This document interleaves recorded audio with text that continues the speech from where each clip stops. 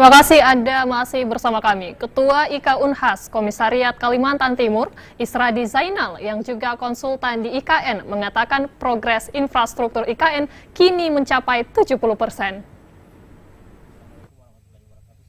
Pembangunan Ibu Kota Nusantara IKN di Kalimantan Timur terus berjalan hingga saat ini dengan proses pengerjaannya mencapai 70% untuk tahap pertama. Pada tahap pertama sampai di tahun 2024 ini sudah berjalan sekitar 70%, mulai dari infrastruktur jalan, kantor presiden, perumahan kementerian, dan lainnya sudah dibangun. Pembangunan IKN tersebut diproyeksi rampung sampai tahun 2045 mendatang yang dilakukan dalam 5 tahap. Meski demikian, agenda upacara dalam rangka HUT Proklamasi RI tahun ini sudah akan dipastikan bisa dilangsungkan di IKN. Isradi Zainal menyampaikan, pada dasarnya siapapun yang akan menjadi presiden, pembangunan ini tetap akan berjalan karena telah memiliki landasan hukum yang kuat, yakni Undang-Undang Nomor 3 Tahun 2022 yang telah direvisi ke Undang-Undang Nomor 21 Tahun 2023 tentang Ibu Kota Nusantara, dan pengerjaannya ini telah masuk dalam proyek strategis nasional.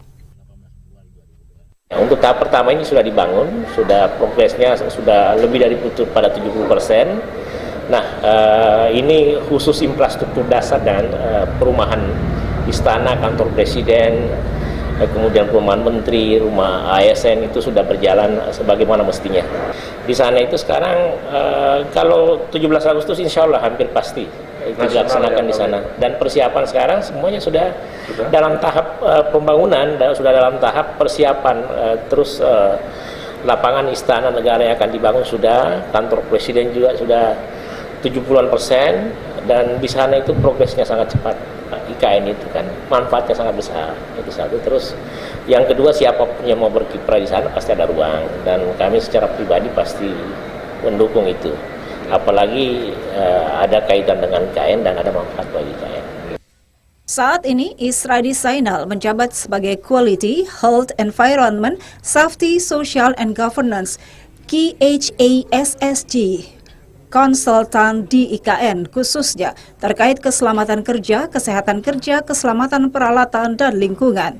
Terkait soal penggunaan anggaran mencapai 446 triliun rupiah yang sering diberitakan, menurutnya tidak sepenuhnya dari APBN, hanya sekitar 89,4 triliun rupiah dari APBN, dan saat ini sebagian besarnya sudah dikerjakan dalam tahap pertama, sisanya dari swasta dan BUMN-BUMD. Diharapkan Sulawesi Selatan dapat menjadi daerah penyangga bagi Ibu Kota Nusantara ini, apalagi Sulsel mempunyai modal besar dengan kehadiran Makassar Newport di Makassar, yang merupakan pelabuhan terbesar kedua di Indonesia setelah Tanjung Priok ini, yang mampu menjadi gerbang perdagangan.